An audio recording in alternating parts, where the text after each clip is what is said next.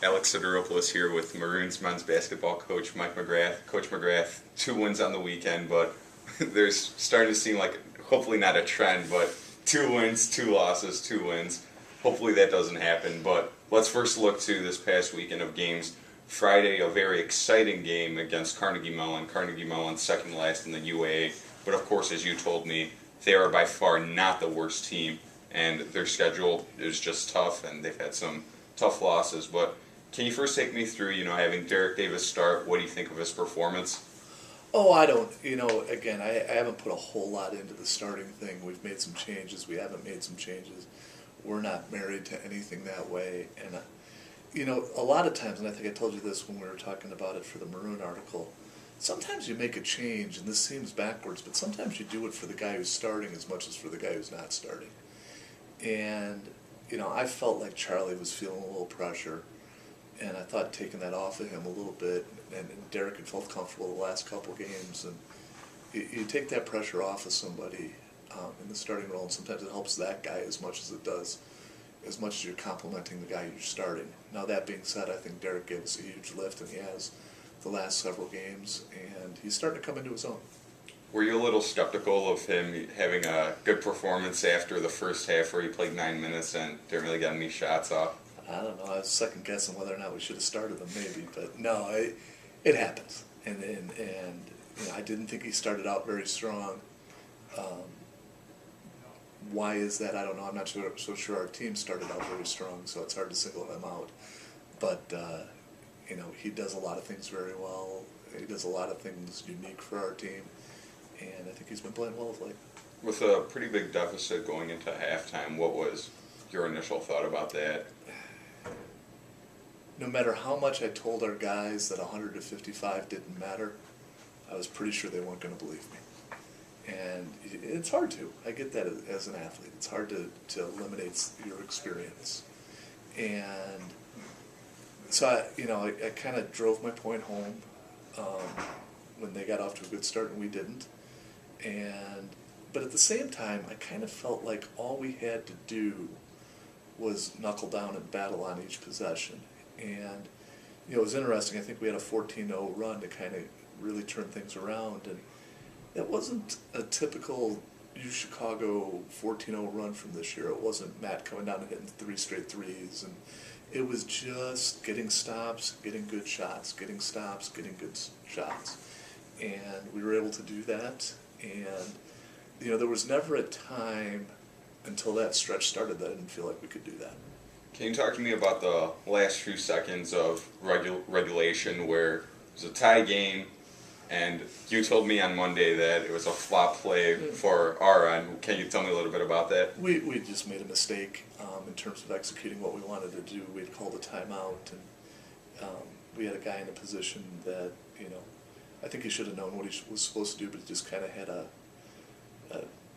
brain fart for a minute, and for lack of a better word, and he bounced back, and we didn't get the shot we wanted, although not a terrible one, and so that was disappointing. I was frustrated with that, and you expect more, but it does happen.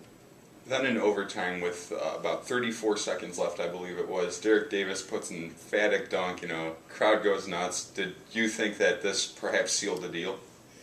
If I've learned anything this year, and I learned that long before this year, there's nothing sealed. We've lost games that look sealed for us, or people could say looked like they were in our favor, and we've won games that look like we're in the other team's favor. There was a lot of time left, and much happier to have a 5-point lead than a 5-point deficit with 34 seconds to go. There's no doubt about that. But no, I didn't think we were in the clear at all. And of course, the Maroons were not in the clear with 6.5 seconds left. Coincidentally enough, that's the amount of time, I believe, on the dot that Matt Johnson had against Emory, and he got off that huge shot, the buzzer beater, to win the game. What did you think about Assad's Magani shot? When he let go of it, I thought it was good. It was a much cleaner look than I would have liked, and we caught a break, and he just hit a couple, and we caught a break, and it bounced out. And I thought for the first 4.5 seconds of that possession, we were in a really good position, and we had just a little bit of a miscommunication there that allowed him to get a little more clear than I wanted him to. Now, can you take me a little bit through the Case game? I know in the second half, at least, Sam Gage had a very explosive, 20 minutes. Can you take me through an overall reaction? The game as a whole, I felt like Case played well, and I felt like they do some things that are very good, and they have some good talent, and they put you in binds, and I felt like they did what they do pretty well. They were very physical, they were very aggressive on the boards, and they gave us some trouble that way. And interestingly enough, for the first time in a long time, I felt like we were getting great looks, and they just weren't going in.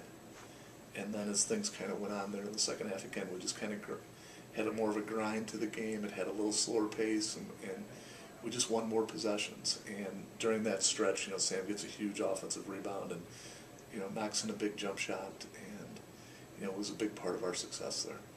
Going into Friday, you play NYU again. NYU had a very explosive, in my opinion, offensive performance last time at Ratner Center. What do you think that the Maroons really need to do to ensure a victory? Well, basically it starts with their big guy, and extends to trying to defend their shooters and then trying to defend their movement.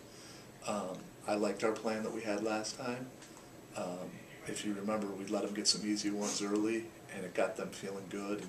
And when they're feeling good, they're awfully hard to stop. And at the same time, they're a very good defensive team. They're long, they compete, and they control the boards with their size. And so, if you fall behind and they're feeling good, the ability to work back in the game, maybe the way we did on Friday night, isn't as easy.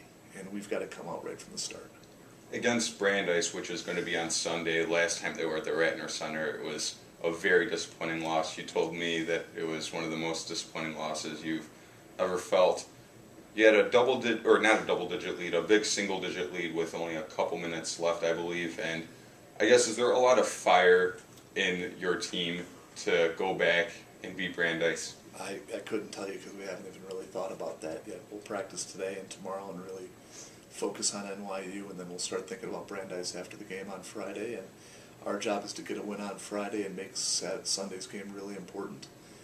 And when we get there, there's some things that, in the back of my mind that I remember from that last game that I'll want to look at on film. And I think we've done some things in the meantime that we're more prepared to handle with Brandeis. So, but that's definitely not in the forefront of my thinking.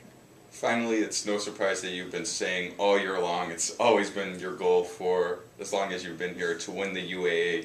Of course, now the Maroons are down 3 games on WashU with only 3 games remaining. What are your thoughts on all of that? Well, really, to come up with a 3-game deficit with 3 to go, it's not implausible at all, especially when we have one of those games in our gym for Wash to drop 3. I think the bigger challenge will be for us to win 3. That's what we can control. That's what we have to do. And again, it starts with Friday, which is going to be a tremendous challenge. And my message to the team is, let's win this one, see what else happens, and kind of go from there. But, from a motivation factor, the opportunity for this group to have a chance to win the UAA with 3 to play, and not an unrealistic opportunity. It's not like things have to happen that are completely inconceivable. But we have to do some good things. Brandeis and NYU came in and won here, and we have to go out there and win. And I think that's within our grasp. Well, there you have it. Coach McGrath's take on hopefully 2 Maroon wins this victory, as the Maroons won last week. Thanks, Alex.